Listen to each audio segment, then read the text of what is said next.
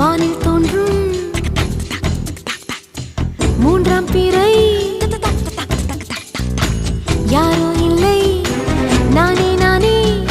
எங்கோ போகும் அந்த மேகம் கூட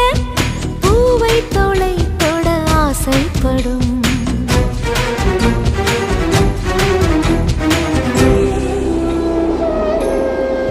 யார் யாரோ